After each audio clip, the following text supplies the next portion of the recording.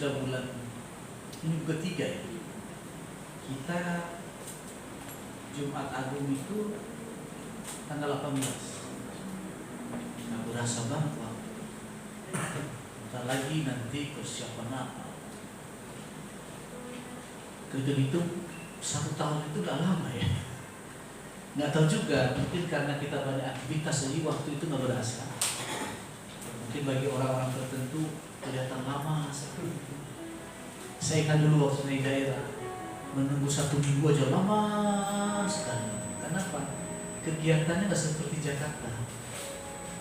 Nah begitu saya sampai di Jakarta, saya mulai bekerja. Rasanya 1 hari itu kurang, cepat sekali. Ya.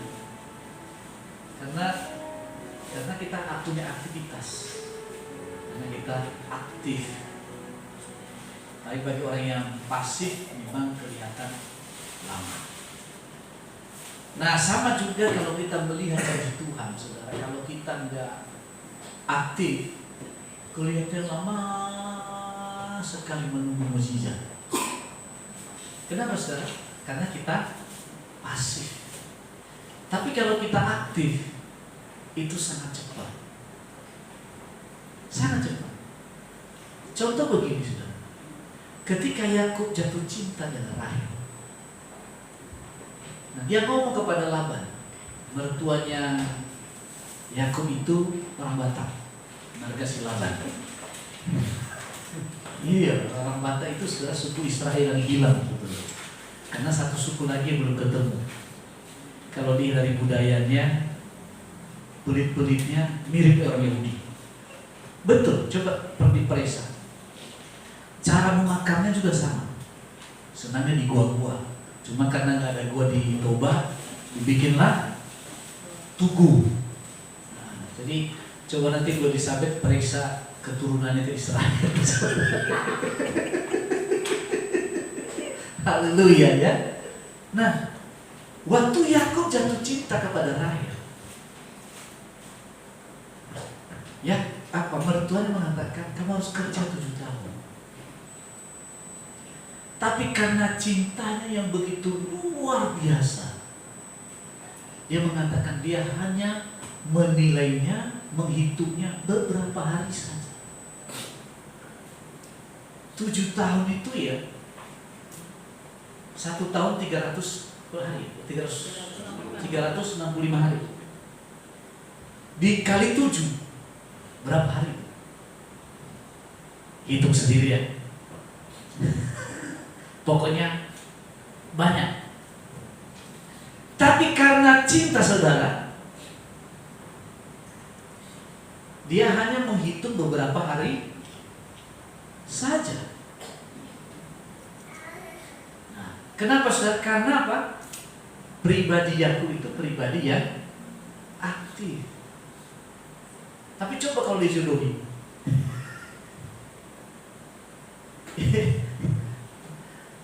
beda. Tidak ada respon. Nah ketika pas pernikahan saudara, dia ditipu oleh mertuanya. Waktu pernikahan ternyata yang diberikan di satu tenda dengan dia bukanlah Rahel, tetapi apa? Lea. Tapi anehnya saudara, kok dia nggak tahu ya bahwa yang ada di tendanya itu, yang ada di kamarnya itu adalah Lea. Coba logika berpikir kita, masa nggak bisa bedakan wajahnya? Betul nggak Wandi? Betul nggak kok? Kenapa nggak bisa membedakan? Karena cinta terpendam selama 7 tahun. Ada semangat yang sampai buta matanya melihat. Ya. Begitu bangun besok pagi, ya Allah ya Rabbi, ampuni hamba. Saya tertipu. Dan dalam keadaan dia tertipu, dia marah. Dia bicara kepada mertuanya, gimana ini? Upah saya Anda tipu. Sekarang saya menikah, Anda juga nipu. Nah, Laban juga kan licik. Bukan licik, banyak taktik. Cocok kan? Orang Batak itu banyak taktik, betul nggak? Kepanjangan Batak itu banyak. Makanya jangan lawan orang Batak kalau jadi pengacara. Kalah Anda. Pengacara top di Indonesia itu cuma satu suku yang paling top. Hanya orang Batak. Yang bakal jadi orang Batak, amin. Makanya saya ambil satu.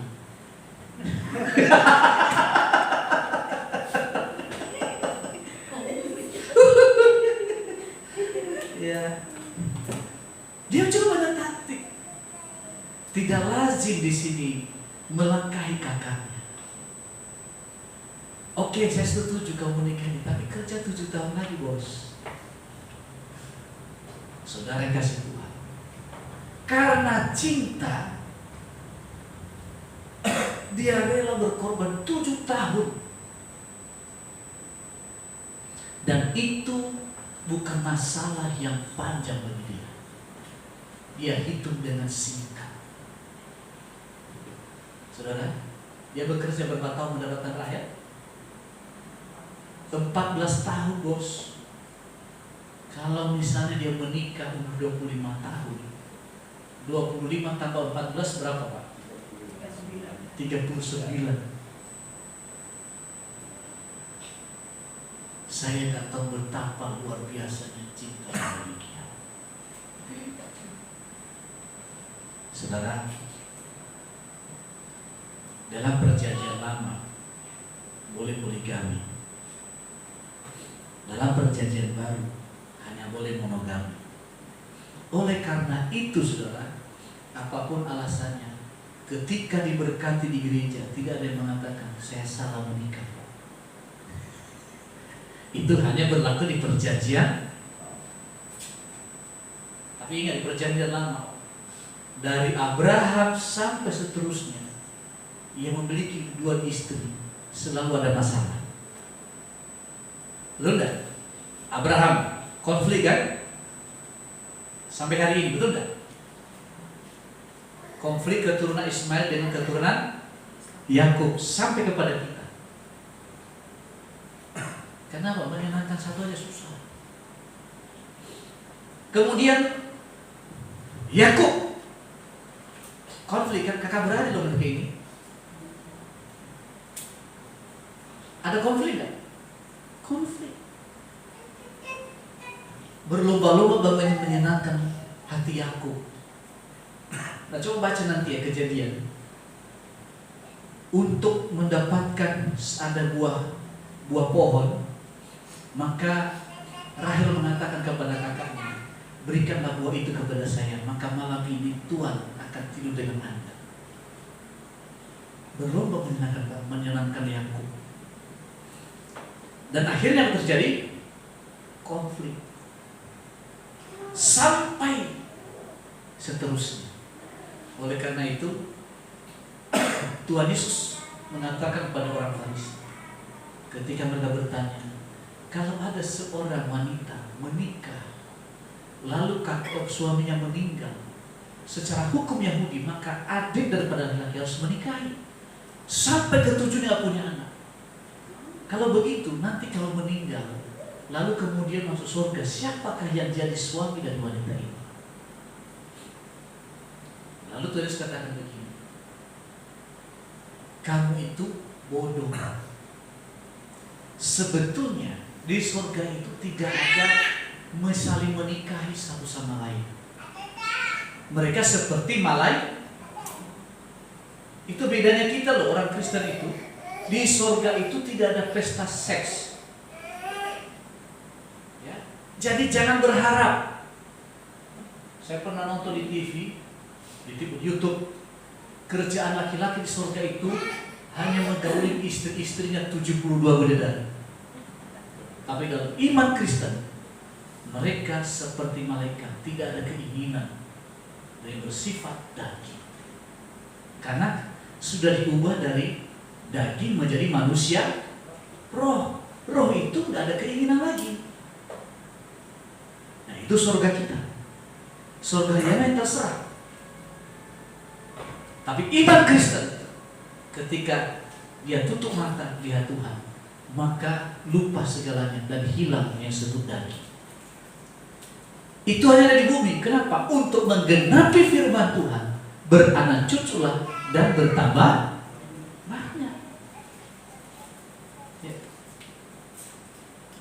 Dan Alkitab mengatakan orang yang menikah akan ditimpa dengan kesusahan badannya. Yang belum menikah, ya pikirkan baik-baik.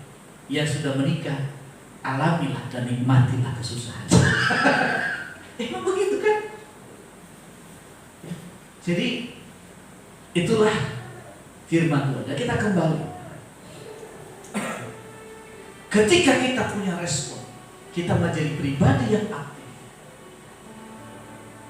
Segala kesusahan itu mudah kita menjalani, menghadapi, dan juga menyelesaikan. Amin, saudara. Karena apa? Tuhan itu berjalan bersama dengan kita. Makanya Tuhan ada lagu kita, bukan kuat, bukan gagah, tapi Rohku, kata Tuhan. Bukan karena kekuatan kita, tapi Tuhan berikan kekuatan melalui Roh Kudus. Di saat aku tak berdaya, kuasamu di saatku tak berdaya, kuasamu yang sempurna. Ketika ku percaya, mukjizat itu nyata, bukan karena kekuatan, tapi Roh-Mu ya Tuhan. Ketika ku berdoa, mukjizat itu nyata. Kapan? Pertama waktu percaya, yang kedua waktu berdoa. Nah, saudara kasih Tuhan, firman Tuhan hari ini kepada kita dalam Lukas 8:9.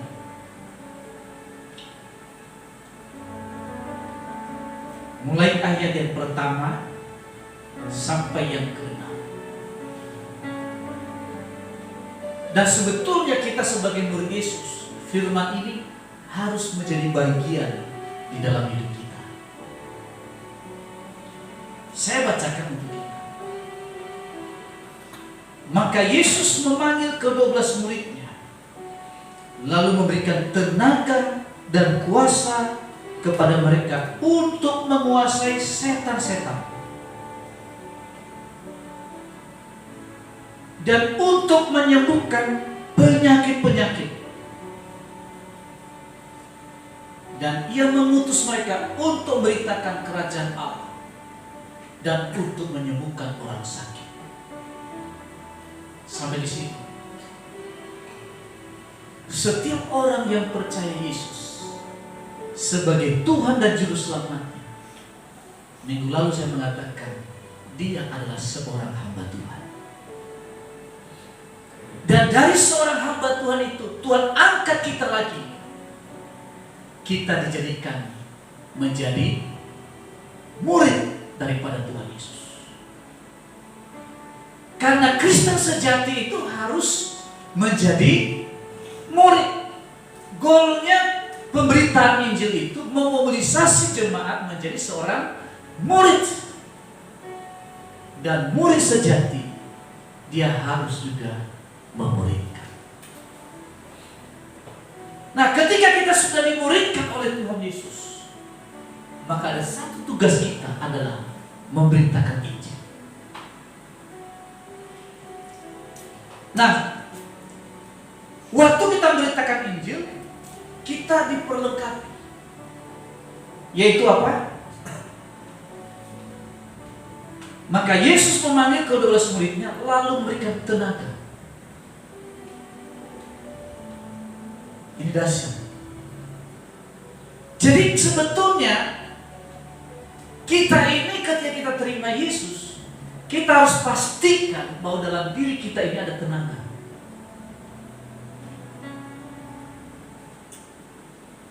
Nggak ada yang pincang. Ada tenaga. Ada power di dalam diri. Yaitu apa? Selain tenaga ada kuasa untuk menguasai setan-setan. Bukan setan yang menguasai kita. Meskipun kadang-kadang orang ada yang jadi ala setan. Bukan karena setan menguasai dia, tapi memberi dirinya untuk dikuasai oleh setan. Sehingga perjalanannya juga selalu disertai oleh, sehingga di depannya semua salah dalam pandangannya.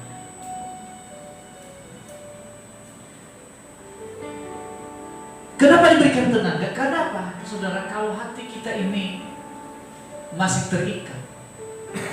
Begini, orang yang terluka tidak mungkin dia mampu mengkonseling orang yang terluka. Kecil sedikit, terlalu kencang. Orang yang terluka hatinya tidak mungkin menjadi pribadi, pribadi yang menyembuhkan luka-luka orang yang dia konseling. Kenapa? Karena dia sendiri terluka. Tuhan sudah katakan, kalau buta menyentuh buta, dua-duanya masuk ke jurang. Satu ketika, saudara, dalam penanganan pelepasan. Nah, biasa pelepasan itu ada namanya angket. Nah, itu dalam angket itu ya, apa yang sedang Anda alami? Apa luka yang pernah ada? Apakah pernah ada terluka dengan ayahmu? Apakah pernah ada menjadi korban pelecehan? Apakah Anda pernah dikecewakan? Pokoknya semuanya ya konseling. Habis didoain, biasa kan ada manifestasi, ada yang bersangkutan juga menangis. Apa yang terjadi?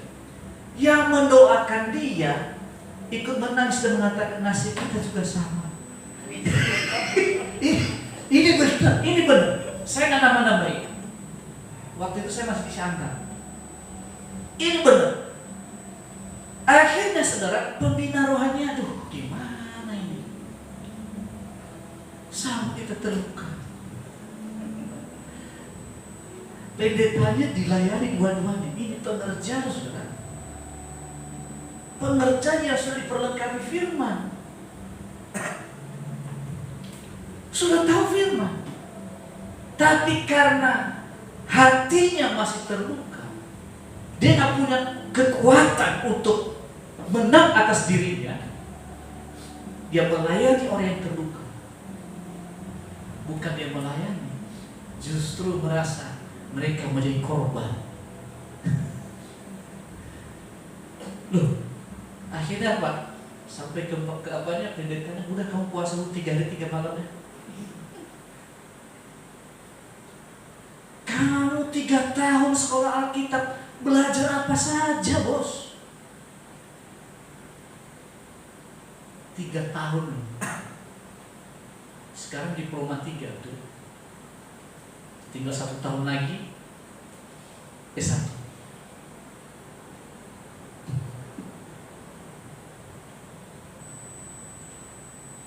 Nah, maka dari itu Tuhan Yesus ajarkan, dia berikan tenaga, kemampuan untuk mengalahkan diri sendiri. Ketika Anda dilukai, bukan sesuatu yang sulit. Kenapa? Hatinya sudah sembuh dan sudah kuat. Maka dari itu yang Tuhan berikan terlebih dahulu, dia berikan tenaga kepada mereka. Lukamu, kekecewaanmu hilang. Kenapa? Di dalam dirimu ada kekuatan Allah. Maka perhatikan aja orang-orang yang terluka, dia akan bisa melayani. Dia bisa, saudara. Dia justru terbawa keadaan. Dan biasanya orang seperti ini selalu mengumbar, menjual kesusahan. Coba lihat di Mesos. selalu menjual kesusahan supaya apa? Dia memperoleh belas kasihan. Dan itu banyak kejadian. Saya pernah baca sebuah buku yang ditulis oleh John Maxwell. Saya rekomendasi Anda beli buku itu, murah kalau melalui online. Kalau mau lebih murah lagi, pergilah ke Senen. Paling 10.000, 100.000 Anda bisa bawa buku sekian banyak. Karena dulu saya sering beli buku di sana. Sekarang udah jarang beli karena Mesos ini menolong. Kecuali hal tertentu harus cari buku yang kuno, itu banyak di sana. Ada di sana ditulis sebuah sejarah seorang yang orang ini cacat. Cacatnya ini karena kecelakaan. Dan dia kecewa dengan hidupnya, dia kecewa dengan keadaan, dan dia merasa dunia ini harus berutang kepada dia dan harus memperhatikan kehidupannya. Itu dalam testimoninya. Karena saya ini begini keadaannya, Anda harus mengerti perasaanku. Anda harus lebih berkorban untuk saya, karena saya layak untuk menerima itu. Dan itu, saudara, testimoninya itu ketika diwawancara itu menyebar ke seluruh Amerika. Tapi ada satu orang yang tidak punya tangan dan tidak punya kaki. Tapi karena dia punya pola pikir dan hatinya, dia sudah menang dengan dirinya. Dari orang yang tidak punya tangan dan tidak punya kaki ini, justru membuka lahan pekerjaan bagi orang lain dan menjadi motivator terbesar di dunia yang bernama Nick. Tahu Nick? Tahu gak Nick? Ini apa namanya? Hah? Pokoknya namanya Nick apalah, pokoknya itu ada selanjutnya. Nanti lihat di YouTube. Dia gak punya tangan, tidak punya kaki. Kakinya cuma sedikit aja. Tapi di pengusaha yang berhasil, saudara, mempekerjakan orang. Dan dia menikah, istrinya cantik dan punya anak. Sama, cacat, tangannya tidak punya, kakinya tidak punya, tapi bisa menjadi pengusaha yang sukses. Bisa menikah dengan gadis yang cantik dan anaknya keren-keren semua. Kenapa, saudara? Karena dia menang atas dirinya. Ada kekuatan, ada energi pada dirinya. Waktu dia menang atas dirinya, dia menyelesaikan masalah pribadinya, maka pribadi menjadi inspirasi bagi banyak orang. Jadi keterlaluan kita orang yang lengkap fisiknya kalau kita masih mengeluh. Keterlaluan kita yang kita punya Tuhan Yesus yang begitu ajaib. Kita kalah kepada orang yang tidak punya tangan dan tidak punya kaki. Saya pernah dulu ketemu seorang yang buta, suami istri. Dua-duanya buta. Kerjaan mereka, profesi mereka hanya tukang pijat. Mijat orang. Anaknya sampai kalau nggak salah 6 atau 7. Kalah kan? Kalah. Ketika saya ngobrol, saya tanya, Pak, maaf ya, jangan tersinggung pertanyaan saya. Saya hanya ingin tahu. Kami ini punya mata yang jelas melihat, tangan yang lengkap, seluruhnya pokoknya lengkap. Ketika Anda punya anak, kan dimandiin biasa kan? Apakah air nggak masuk ke hidup anaknya? Oh enggak, nggak pernah, Pak. Terus bagaimana cara menyuapin anak? Apakah bisa tahu mulutnya? Tahu kan, nggak pernah salah, nggak pernah masuk ke hidungnya, nggak pernah masuk di mata.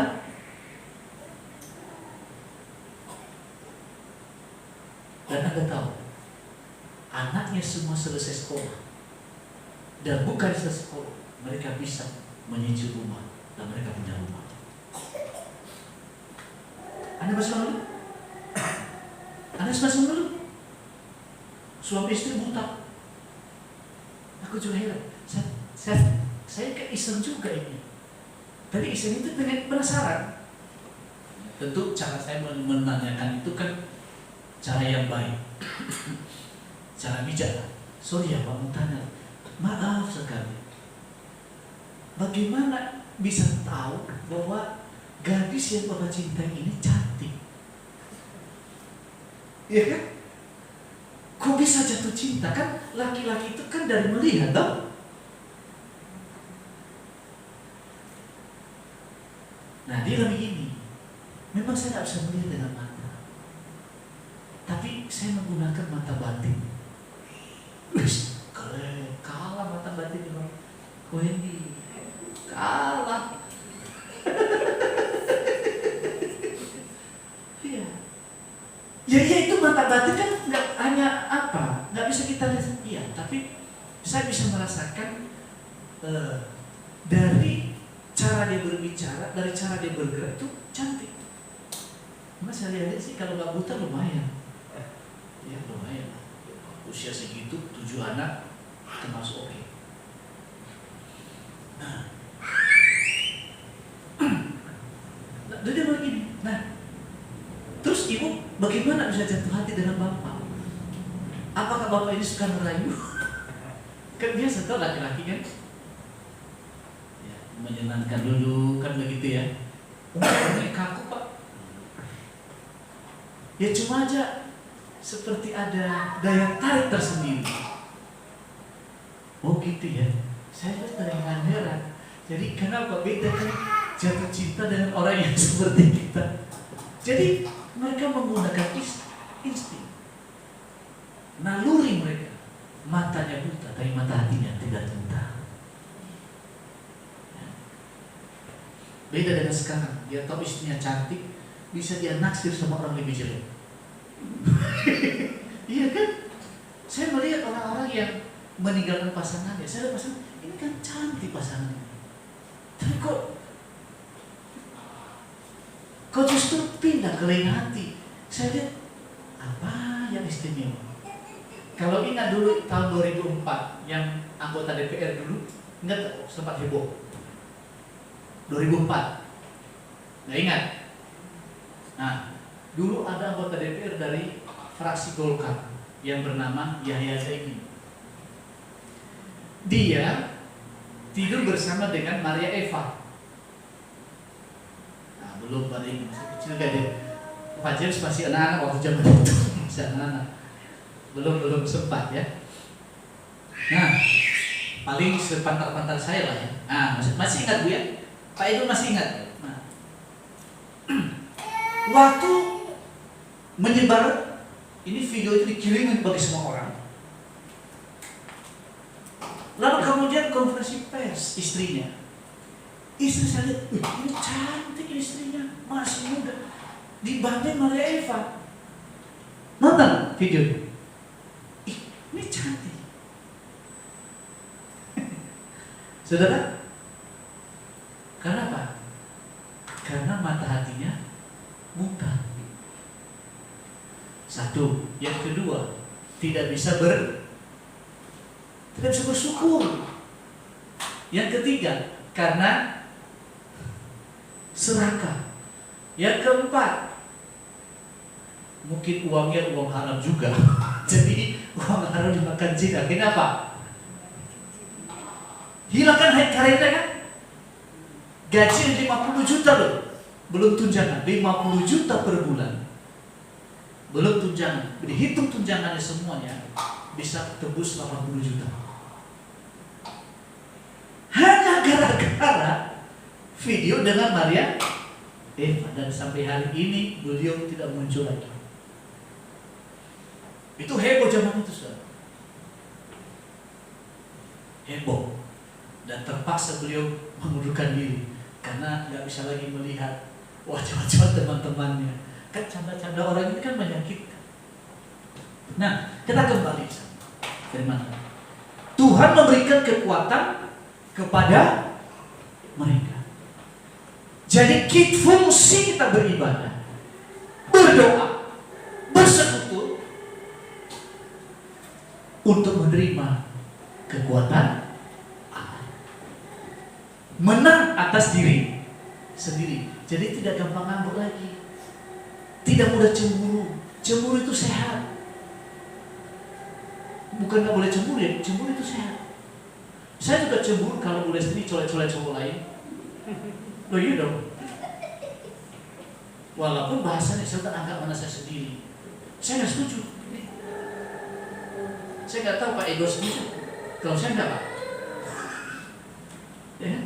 Tapi cemburu yang berlebihan itu penyakit. Baru dilihat Pak Ego di sana, padahal bukan tujuan melihat Bu Lesti. Wah, berarti ada apa-apa. Iya. Saya khotbah di depan melihat Bu Tuni, padahal saya lihat bukan matanya Bu Tuni, jidat. Berarti sorotan matanya ke selalu Bu Tuni itu, jangan-jangan. Ya. Jadi saudara, orang yang tidak mengenal anak dia sendiri selalu melihat kesurangan di depannya. Suram terus. Tapi waktu dia menang atas dirinya, dia melihat segala sesuatu dengan positif. Lalu Tuhan mengatakan, saya tambahkan kuasa. Tadi kekuatan ditambah dengan kuasa. Kuasa apa saudara? Jadi GBI Kemah Daud, seluruh jemaat harus memiliki kuasa. Yaitu apa? Menguasai setan-setan. Katakan menguasai setan-setan. Kasih tahu kanan kiri, menguasai setan.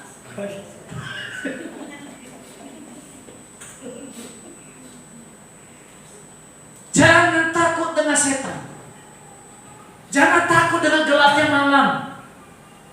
Saya ingat dulu itu waktu saya kecil ya. Kan di kampung itu kan sepi ya. Lampunya juga bukan lampu seperti ini. Lampu yang apa itu? Yang dibakar itu apa namanya dia? Petroma itu kan masih terang, bukan?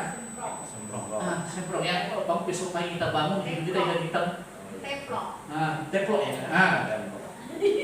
Nah, yang terang kan cuma dalam rumah. Kita keluar ini kencing. Begitu masuk itu, kalau ada yang rekam itu dulu di kampung. Ada yang takut malam nggak sini? Apalagi lewat kuburan. Mau coba?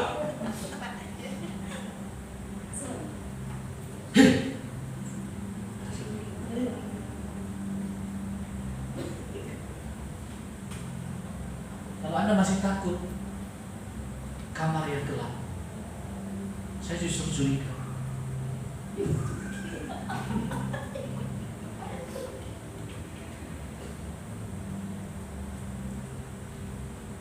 Di dalam diri kita ada kekuatan dan juga ada kuasa untuk menguasai setan.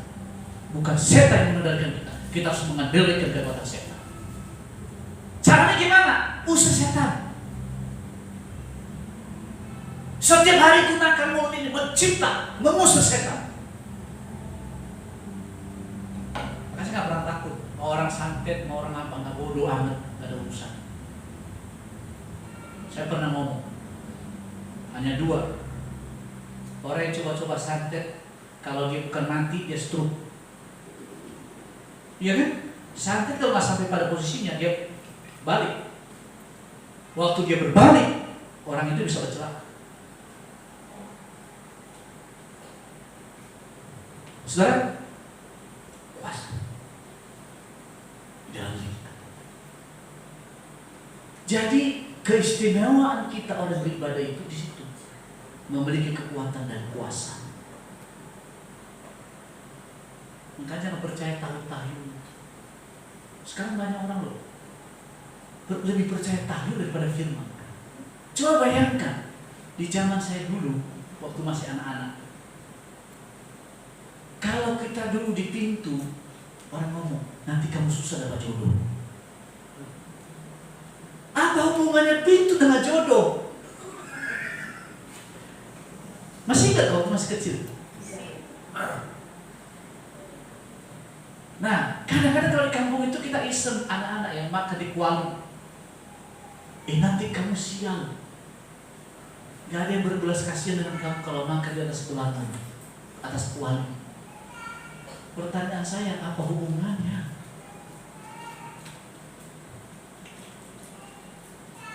Oh, kalau malam hari kuku Anda mungkin patah, terpaksa harus digunting kan? Jangan. Sama dengan mengutuki saudara-saudaramu semuanya. Ya, apa hubungannya?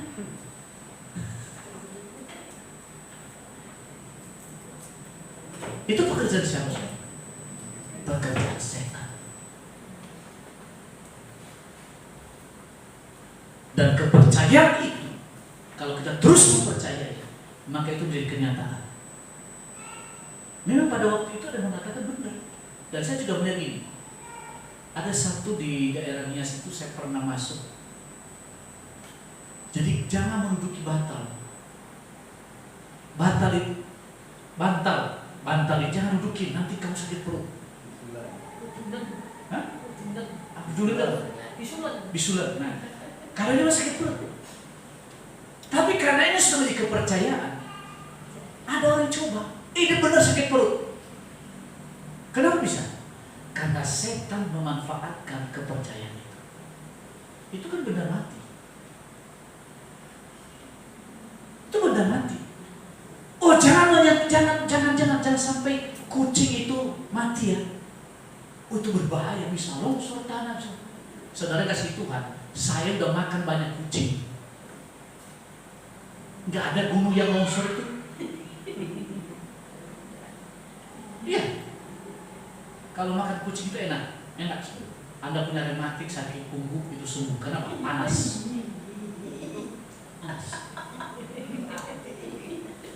Karena kami itu wajib makan seluruhnya. Hanya orang aja kita nggak makan. Iya. Karena syarat menjadi seorang penginjil itu wajib makan segalanya. Ular saya makan, biawak udah pasti.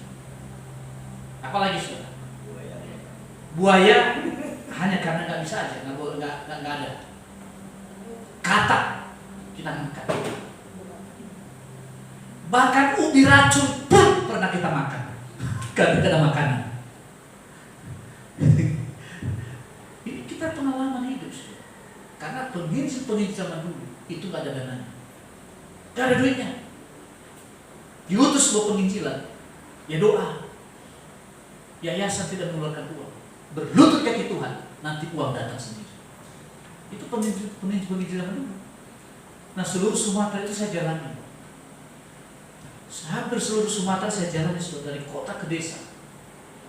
Itu tidak ada sponsor, tapi ada tahu tidak pernah kekurangan loh penginjil zaman dulu. Saya nggak pernah kekurangan. Kita khotbah di gereja, nggak ada persembahan. Mulai di kampung, paling tinggi persembahan zaman itu Rp250. Sekarang 50 itu nggak laku sekarang kan? Mau beli apa? Tapi saudara, luar biasa, mujizat demi mujizat. Saya menyaksikan dengan mata kepala orang yang lumpuh itu berjalan seketika. Ya memang penyertaan luar biasa. Kalau nggak ada mujizat, sulit kita terima. Tapi karena mujizat itu luar biasa. Di situ saya merasakan bagaimana di Pelan bersama dengan teman. Kita tahu, pada waktu itu dua-duanya kami tahu karena beradik. Mereka datang ke di sana tuh Datuk namanya. Nah, kami kan penginjil masih muda-muda, masih ganteng-ganteng, ya kan? Ya. Mereka pikir dari kota keren-keren nih, punya uang pasti. Kan gitu kan? Nah, mereka pelet, kakak beradik. Kita ini menyadari itu antara tidur dan bangun. Nah, kita melihat wajah mereka. Besoknya teman yang ngomong, kemarin tuh kakak beradik itu kenapa? Kemarin datang ke Datuk sana, mana? Iya, dia nasir sama om berdua. Iya, hebat juga ada nasir kita. Ternyata kita jadi Arjuna di kampung-kampung, selebriti di kampung. Itu datang. Kenapa? Karena ada kuasa untuk menguasai setan. Kemudian untuk menyembuhkan penyakit. Artinya segala penyakit disembuhkan. Jadi kalau setiap minggu, setiap apa saya mendatang saudara satu hal, supaya sakit penyakit itu sembuh. Terutama sakit hatinya, luka hatinya bisa sembuh, kecewanya sembuh. Kecewa hati.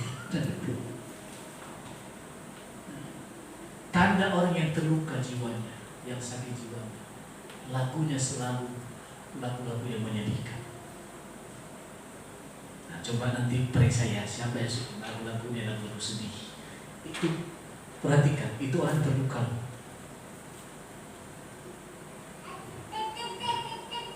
Kenapa? Ekspresi seorang menentukan sikap hatinya. Dan ia mengutus mereka memberitakan kerajaan Allah dan untuk menyembuhkan orang. Ditegaskan lagi, memberitakan kerajaan Allah. Apa itu kerajaan Allah? Kerajaan Allah itu bukan soal makanan dan minuman, tapi soal damai sejahtera, sukacita oleh Roh Kudus. Itu kerajaan Allah. Orang yang mengalami kerajaan Allah dalam hidupnya, ekspresi wajahnya juga berbeda. Wajahnya penuh sukacita. Sukacita itu bukan berapa tebal uang di dompetnya, tapi hatinya diperkaya dengan hadirat Tuhan. Hatinya diperkaya dengan sukacita surgawi. Pengharapan yang tidak mungkin, tapi dia berharap pasti mungkin. Kenapa saudara? Di dalam dirinya ada kerajaan Allah. Itu kerajaan yang pertama. Yang kedua, kerajaan Allah bukan soal makanan dan minuman, tetapi soal kuasa.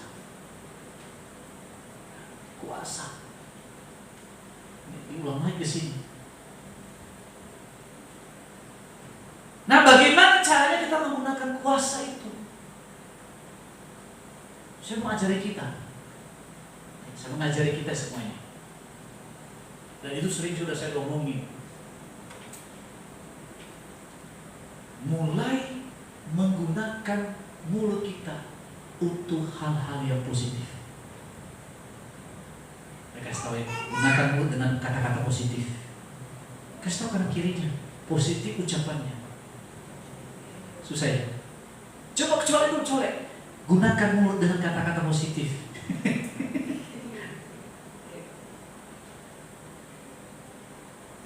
Itu perkataan positif.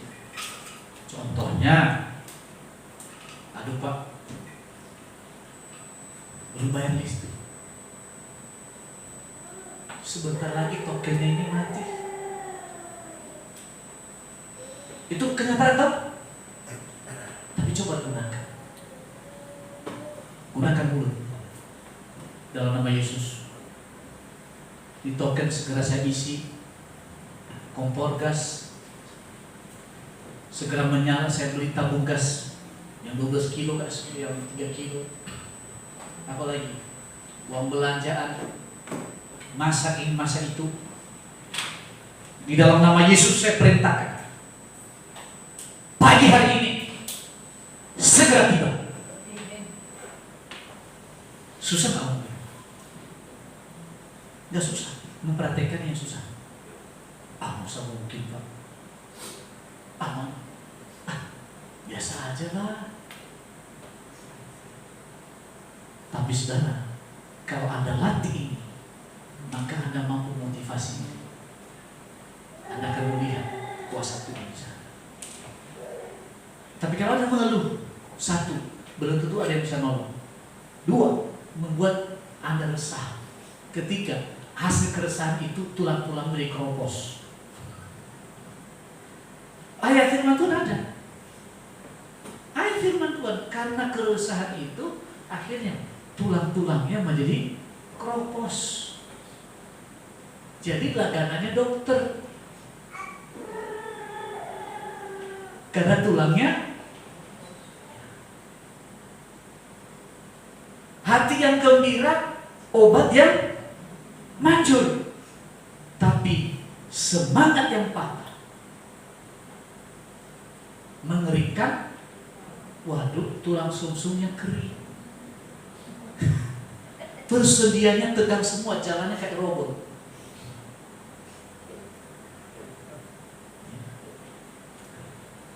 Gunakan itu.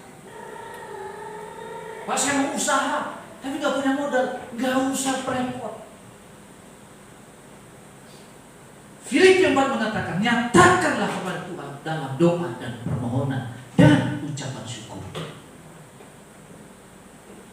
Kalau ada motif Yakub Rawi pernah ngomong begini almarhum, banyak berdoa, banyak sedikit berdoa, tidak pernah berdoa. Jangan harapkan ada. Tapi ada orang yang rajin berdoa, nggak bisa melihat mukjizat. Apa sih rahasianya, Pak? Kenapa sih? Kenapa? Rajin kok doa, Pak.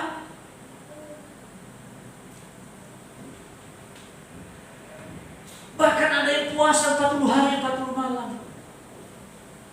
Karena hasil doanya nggak terjawab, dia marah sama Tuhan. Tuhan nggak tahu, saya lagi kesulitan.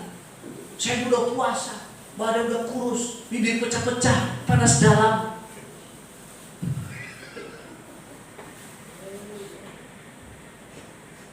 Nanti baca Yesaya 58, itulah puasa itu sesungguhnya. Kenapa saudara? Karena tidak menggunakan mulutnya untuk menyatakan kuasa. Kita pindah sebentar ya. Dalam Yeremia 1.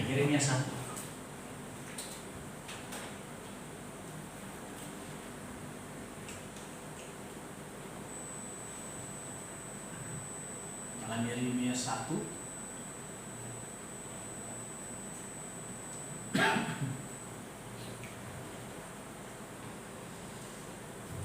Kita Yeremia 1 itu mulai ayat yang ke-4. Yeremia dipanggil dan diutus. Firman Tuhan datang kepada bunyi, sebelum aku membentuk engkau dalam rahim ibumu, aku telah mengenal engkau. Nah, sebelum engkau keluar dari kandungan, aku telah menguduskan engkau dan aku telah menetapkan engkau menjadi nabi bagi bangsa-bangsa. Terus kemudian dia berbantah. Ayat yang ke-8, jangan takut kepada mereka, sebab aku menyertai engkau untuk melepaskan engkau, demikianlah firman Tuhan. Lalu ayat 9, lalu Tuhan mengulurkan tangannya dan menjamah mulutku. Tuhan berfirman kepadaku, sesungguhnya aku menaruh perkataanku ke dalam mulutmu. Ketahuilah pada hari ini aku mengangkat engkau atas bangsa-bangsa dan atas kerajaan-kerajaan untuk mencabut dan menang. Caranya gimana, saudara? Menggunakannya apa? Yeremia menggunakan mulut. Hanya mengucapkan dengan mulut. Susah nggak? Susah. Kenapa susah? Karena tidak membiasakan ini. Kalau A.A.G mengatakan karena tidak punya kemampuan skill of life. Wish, keren juga. Kemampuan untuk hidup, berani berkata-kata. Jangan hanya bisa ngomelin orang, jangan bisa ngomongin orang, jangan hanya pandai berantem. Ada yang pandai berantem sini? Jangan yang pandai berdebat, pandai memaki-maki orang. Masa sih untuk yang positif gak pernah pandai? Bahkan lebih mudah memaki-maki orang kan? Sungguh keterlaluan. Ya.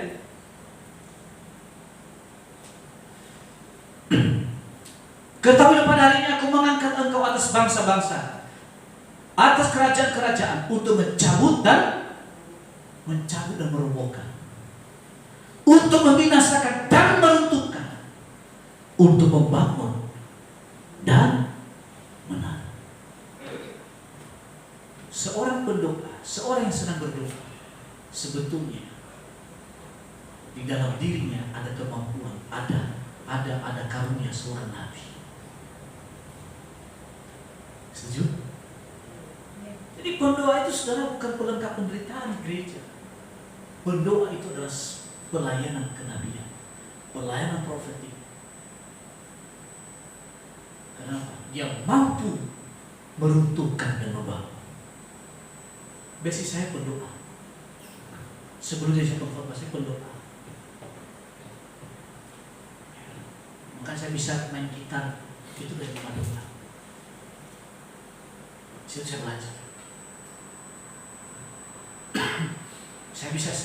Saya senang itu kalau bulan doa. Karena saya lagi bergumul dengan Tuhan. Tuhan, biarlah apa yang dijanjikan kepada saya ini benar-benar. Karena yang bersangkutan sekarang di luar negeri. Bantu doa ya Pak. Gol ini saya tidak berlebihan. Saya berikan rumput. Apa pilih rumput? Saya bilang saya pilih dekat stasiun Tebet supaya apa? Dari Sundimara, dari Depok, dari Cibinong, Bekasi, tinggal turun jalan masuk gereja. Dan di sana kita ada rumah doa. Di sana kita pelayanan. Kalau ada untuk ikat kita layani di sana. Ya, Anda akan melihat orang bisa menari di tengah-tengah ibadah. Oh ya dulu zaman-zaman kita ada rumah doa dulu di daerah Saharjo. Karena kita rumah doa dulu semalaman. Manifestasi luar biasa. Sekarang beliau bersambut dari Malaysia.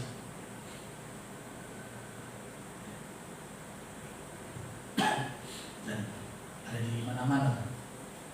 Saudara kasih Tuhan, kita harus memperhatikan itu. Makanya saya hidup para pendoa itu bukan sekedar berdoa, tapi juga harus belajar melayani. Kalau Anda tidak mendoakan orang, itu mandat itu. Kenapa para pendoa banyak tawaran? Karena tidak pernah melepaskan pengharapan. Coba lepaskan pengharapan. Cari orang sakit, cari orang gila, tumpang tangan aja. Pak saya tempel, enggak. Saya sering melayani orang gila. Mau sekali bareng saya. Siapa nih? Bu El senang berdoa ini. Terus Bu Sepi bisa ikut saya. Kita layani orang gila. Saudara, saya pernah mau dihantam orang gila. Ini hampir kena, tapi tidak kena. Saya juga pernah menanya pelepasan orang lagi manifest. Bisa lompat terbiasa. Lompatan itu luar biasa. Hampir mengena di muka saya, tapi tidak. Itu jatuh, pas. Ada Tuhan yang melindungi. Ada malaikat Tuhan. Jatuh. Begitu dia bangun, ada kesakitan seluruh badannya. Ya. Jadi saudara kasih Tuhan, makanya banyak berdoa stuck pelayanannya, stuck karunianya, stuck juga karirnya. Karena tidak pernah mengimplementasikan. Artinya tidak mendapatkan yang baru. Makanya selalu saya tekankan, pendoa-pendoa harus tertanam di gereja lokal. Apa yang tidak beres gereja itu, doakan, bukan jadi hakim.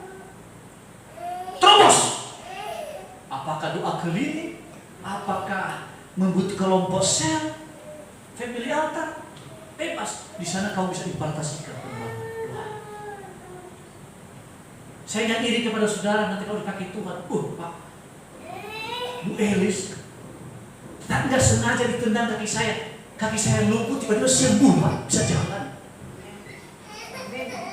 Ada hamba Tuhan di Amerika, bukan di Amerika, di Afrika, orang kulit hitam. Dia itu buru-buru pelayanan.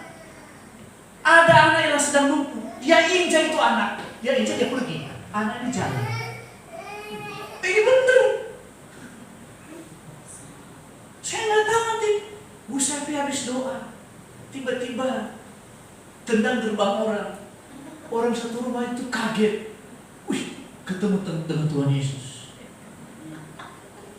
Bukan melihat Tuhan Yesus, tapi dalam dirinya orang melihat, Tuhan Yesus luar biasa. Besok saya ke gerejanya nih. Saya bilang biasa. Kenapa Ustaz? Karena kita belajar mengimpartasikan. Jadi semua ya, perhatikan. Bu Mary yang berdagang, impartasikan perdagangannya. Kalau nama Yesus, saya perintahkan pelanggan datang ke sini. Awas kalau mau masuk. Ya?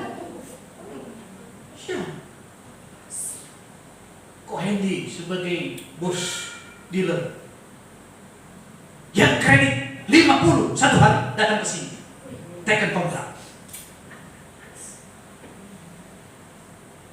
Mama dulu bos, masalah jadi atau tidak itu urusan lain. Itu kan urusan kita. Dalam nama Yesus, saya beli rumah 3 kamar, 2 kamar mandi, 1 dapur, ruang tamu, dan taman untuk santai. Cuma itu aja kok susah. Hanya kok pandai aja maki-maki orang lain yang positif, untuk dirimu aja susah amat sih.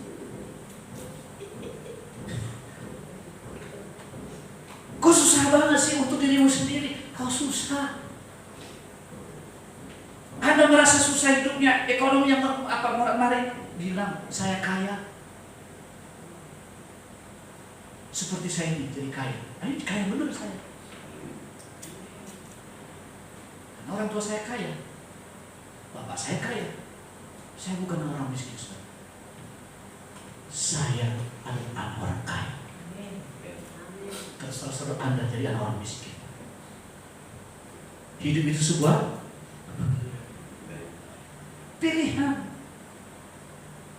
Bukan begitu?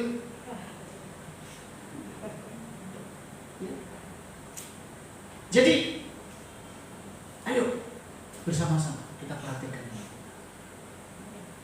Yeremia ini dia minder tadinya. Nggak mungkin.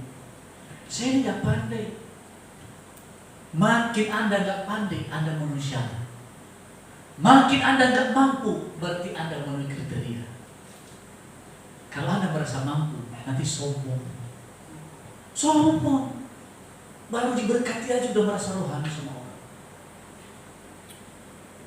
Pernah ada cemasnya juga dulu. Waktu miskin-miskinnya saya tahu persis. Saya antar jemput ke gereja.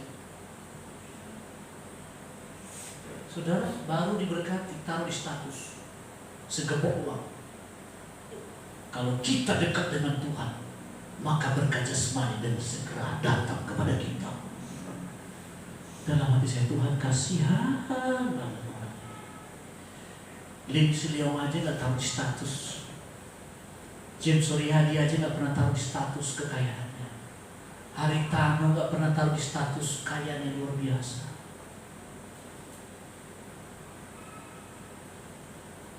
Kenapa? Karena Oka. Saudara, jasmani ini saudara, itu sifatnya itu semu. Semu, hanya titipan. Kita nggak tahu berapa lama kita dititipkan. Kalau bawaan kita sombong, berarti Tuhan siap-siaplah untuk dipindahkan. Ini dulu pernah ada begitu. Sampai kita, apakah salah kita mendoakan?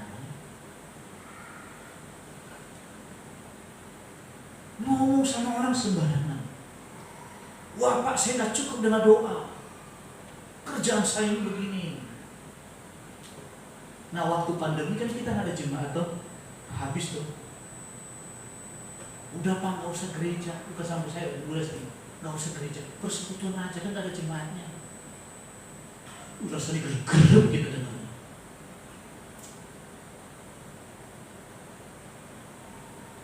Dan bangganya Pak, puji Tuhan, kami itu di gereja sana dipakaikan di tim keuangan.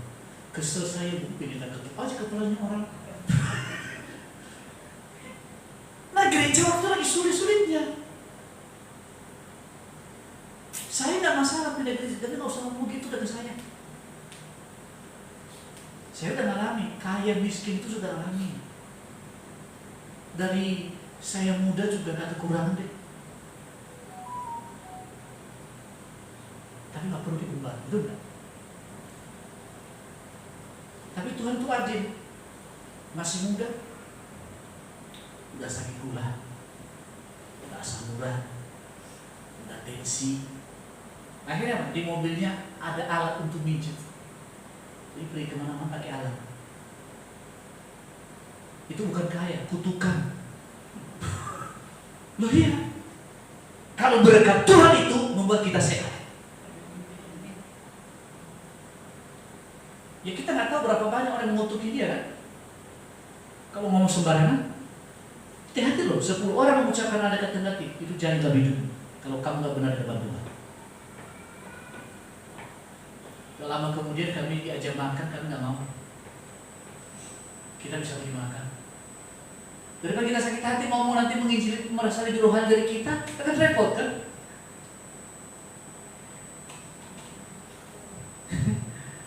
Kan repot kita. Oh jadi orang rohani.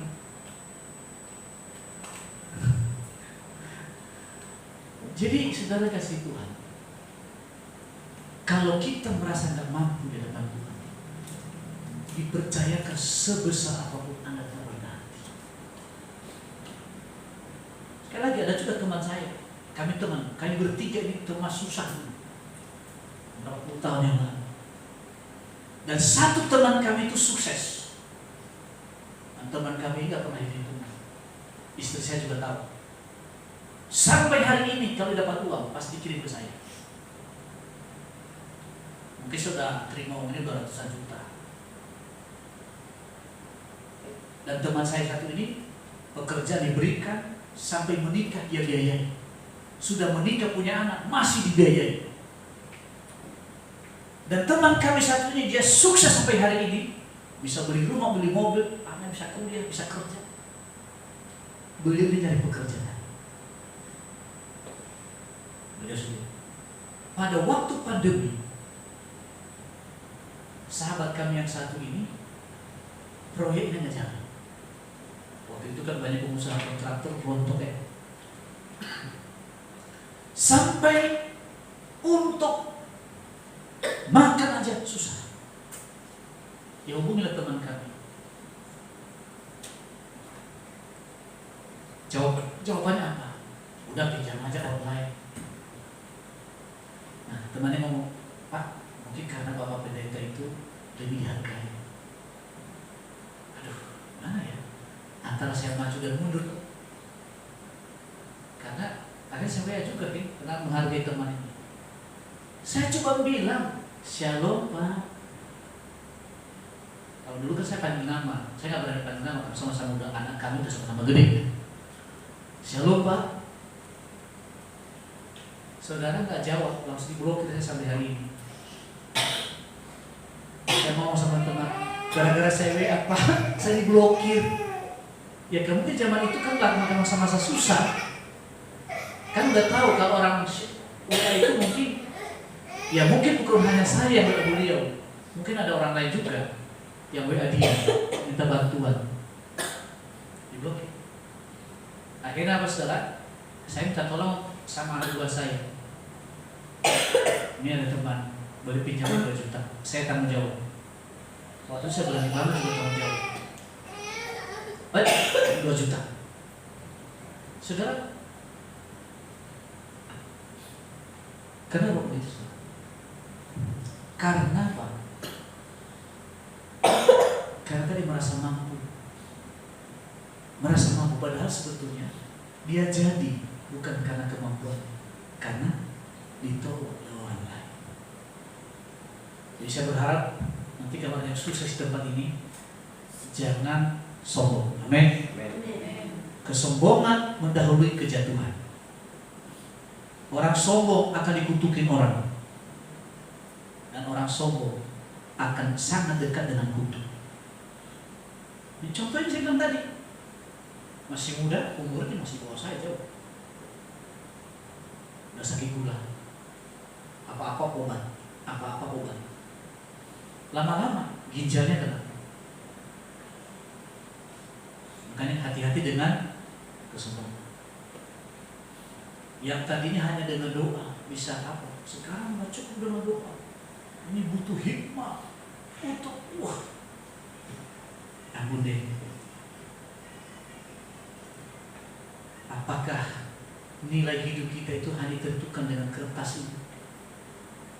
Seenak apapun makanan, saya pernah makan di hotel mewah, restoran mewah. Yang satu orang itu 3 juta pernah saya makan. Tetap aja itu besok pagi sama kan? 3 juta satu porsi. Tetap aja besok pagi jangan semua. Oleh karena itu, saudara, hari ini saya mengajar kita, karena kita nggak mampu, maka kita harus punya iman untuk mengubah nasib. Nasib saya berubah. Hanya satu modal saya, 1 mulut, 1 gitar, 2 tangan, 2 lutut. Tiap hari saya berubah. Saya masuk ke sekretariat gereja, saudara. Semua pada makan, saya nggak makan karena nggak punya uang. Pagi-pagi makan ayam hakul, baunya enak. Tapi tidak enak kita pindah kan. Tapi saya karena hati saya sama Tuhan, saya nggak pernah kecewa. Mana sih kasihnya pagi ke sama kita, tawarin ke, dan tawarin. Tapi karena motivasi sama Tuhan, saya nggak kecewa. Saya kan ngomong mengendung, nggak punya kasih orang. Doanya sih bagus, menggelegar sambil meledak di plafon. Enggak begitu. Makanya bagi saya orang yang gampang kecewa itu orang bodoh. Apa yang terjadi? Mungkin juga office boy menjadi saya. Mungkin dia lihat orang ini nggak punya makan, nggak bisa makan. Mungkin dia pikir jangan-jangan punya uang ini. Bang Shelly kenal kok itu. Pernah saya ajak ke angkotnya, di angkotnya. Zaman itu masih office boy. Dia ngomong, ambil. Dulu saya nggak punya jabatan kan, ngomongnya juga, udah ambil. Iya. Ya itu karena nggak punya duit, kamu kan ngomong nggak punya uang kan? Iya, ntar aja. Udah ambil. Karena saya ambil, dia ngomong sama tukang mie ayamnya, bang 1. Sama yang ini. Wah, puji Tuhan, saya bilang, seumur hidup nggak lupa itu. Kenapa? Memang benar-benar lapar pada zaman itu, saudara. Karena baunya itu ketambah lapar kita. Waduh, saya bilang waktu itu, ini malaikat Tuhan yang Tuhan kirim. Jabatannya hanya office boy. Ketika saya menjadi pegawai, jabatan saya sudah lebih tinggi dari itu. Tapi saya hormatin orang. Sampai dengan hari ini saya lalu. Saya kunjungi beliau. Dan di masa pandemi saya cari beliau. Saya cari. Saya lupa. Nah ini kadang yang sulit bagi orang. Ketika udah punya jabatan, dia lupa yang ini itu. Yaitu politisi cocok seperti orang seperti ini. Nggak cocok jadi anak Tuhan. Cocok jadi politisi. Politisi itu mengubah janji madu ke ujung dunia. Itu politisi. Nah saya berharap di sini tidak ada yang berkarakter yang demikian. Harus berkarakter anak Tuhan. Amin. Ketahuilah pada hari ini, aku mengangkat engkau atas bangsa-bangsa dan atas kerajaan-kerajaan untuk mencabut dan meroboh, untuk membinasakan. Saudara, jangan alergi kalau saya mengatakan kita punya kemampuan mencabut nyawa orang. Ada ayatnya jelas. Jangan alergi itu. Tapi tidak boleh sembarangan. Hanya karena salah paham, saya doakan kau mati. Itu namanya gak menghargai Tuhan namanya. Untuk membinasakan dan meruntuhkan. Apa itu harapan orang fasik yang tujuannya merusak? Bisa tahu. Untuk membangun dan menanam. Kita punya otoritas. Karena dalam diri kita ada kekuatan Allah, ada kuasa Allah, ada penyertaan Tuhan. Ini baru gereja. Baru gereja. Yang sekarang ini tanda-tanda heran, tanda mujizat dulu. Sekarang ini banyak hilang gereja Tuhan. Dan saya rindu di gereja Tuhan itu kembali melalui kita. Mulai hari ini, ayo yang suka berdoa, doakan orang lain. Doakan orang sakit, kunjungi orang sakit. Gak apa-apa kamu doakan pertama mati, doain kedua mati, doa kelima mati, banyakkan mati gak apa-apa, supaya kamu punya karunia pencabut nyawa. Gak apa-apa. Loh, 5 kali saya doakan orang mati terus kok. Iya benar. Tapi juga ada sembuhnya, ada. Akhirnya saudara, ketika orang panggil saya mau tanya, doa yang bagaimana? Hidup atau mati? Ini benar. Itu bukan enggak salah. Ada orang nggak bisa mati, Anda doa dia mati. Pernah kami doakan sama Bu Lesti, anak-anak waktu itu saya juga 88 tahun nggak mati-mati. Kayak ketika perjamuan kudus itu lebih kuat, satu gereja itu semua kumpul, satu cucu menantu kumpul semua. Saya pindah perjamuan kudus. Jam 5 selesai perjamuan kudus, jam 6 sore dia meninggal. Saya telepon, "Shalom Pak Pendeta." "Shalom Pak, terima kasih ya, mama saya sudah meninggal." Kan ngejawabnya kita sungkan juga. Kamu puji Tuhan ya, haleluya. Iya. Mantan anggota DPR juga saya doakan di rumah sakit Fatmawati, Rakina. Nggak mati-mati. Habis didoakan 3 hari kemudian mati. Nah itu waktu itu masih karunia kematian. Pencabut nyawa. Tapi juga di sisi lain saudara, orang mati juga dibangkitkan. Hari itu juga orang Kupang, anak buahnya Bu Yuli, mama kedua Bu Mary. Ini bandelnya orang juga. Udah, kita bawa gitar, cuma 1 gitar. Bawa teman-teman semua masih polos-polos lucu-lucunya. Nah kita menyembah. Tiba-tiba dia bergerak. Tiba-tiba dia buka mata. Oh, tambah semangat gitu kan. Anakku luar biasa. Anakku luar biasa kan gitu kan. Oh benar-benar kan. Oh, semua langsung perkasa. Yang lemes-lemes perkasa langsung. Melihat kuasa Tuhan. Nyanyi kita lagi. Tiba-tiba dia duduk. Tiba-tiba dia minum. Tiba-tiba dia berdiri. Tiba-tiba dia lompat-lompat. Dia pergi kamar mandi dan makan banyak. Sekarang dia sudah gemuk, masih hidup sampai hari ini. Jadi seimbang mencabut nyawa dan menghidupkan yang mati. Sayangnya Bu Lesti kehapus di HP-nya. Aduh, sampai udah sejarah yang penting ini.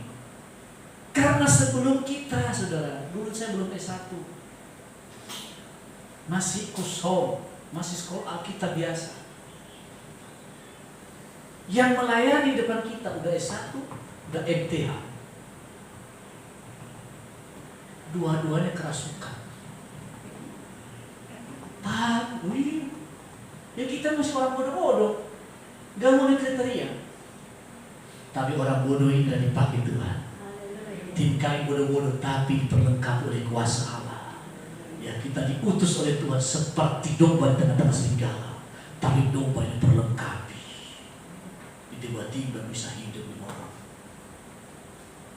dan masih hidup sampai hari ini. Dan banyak hal lagi kalau saya bersaksi bagaimana Tuhan bekerja.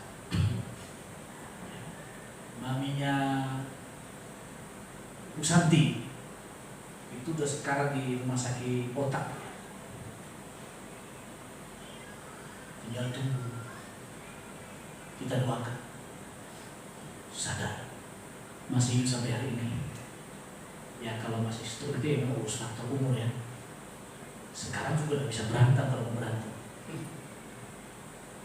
Ngomongnya sekarang kemarin saya ketemu di rumah sakit Sumber Waras udah lebih jelas daripada yang dulu.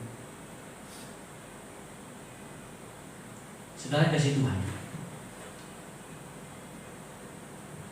gereja kita bukan hanya hidup kita berubah, tapi juga kita harus memakai kuasa Tuhan untuk merubah kehidupan orang lain. Amin.